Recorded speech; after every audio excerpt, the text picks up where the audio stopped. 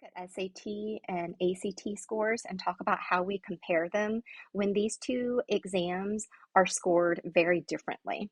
Okay, so before we start standardizing these scores, let's first remind ourselves that SAT and ACT scores have a normal distribution. Okay, so we expect that the distribution of SAT scores and ACT scores, they're going to follow that bell shape where the average score, the mean value is going to be at the center of the distribution. So I always tell students when you're dealing with problems like these, always write down all the information that's given to you off on the side somewhere and use the correct notation. So this is just good practice. So let's start.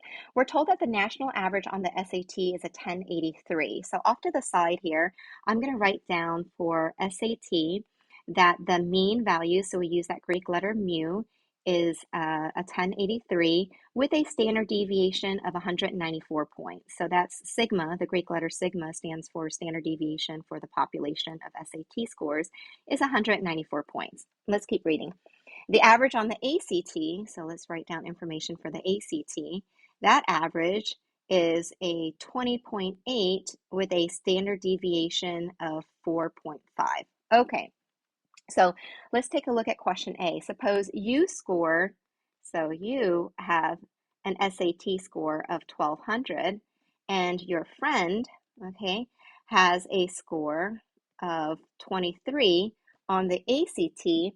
Who is the quote unquote smarter student? Meaning, who performed better than the average student on each exam? So to answer this question, we have to calculate the z-score. So for you, let's go ahead and calculate your z-score. Remember that formula is x minus mu over sigma.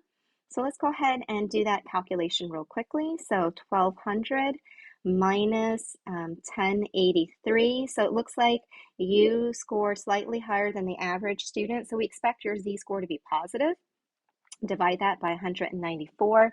Let's take this out to 2 decimal places. And so when we do that, that gives us a z-score of positive 0.6. Okay? Now for your friend, let's do the same thing. Let's calculate that z-score for your friend on the ACT. So that's 23 minus 20.8. So we can see here also your friend scored better than the average student on the ACT. But let's go ahead and calculate that z-score and see what that is. So we get a z-score of positive 0.46. Okay? So let's interpret these values. What do these values tell us? So this means that you scored better than the average student. And relative to the mean, you stand at 0.6 standard deviations above the mean, whereas your friend, okay, his or her standing is 0.46 standard deviations above the mean. So relative to the mean for each test, you stand slightly higher compared to your friend. So here we would say that you are the quote unquote smarter student. Okay. All right. Now let's take a look at question B. Consider a person who scored a 1500 on the SAT.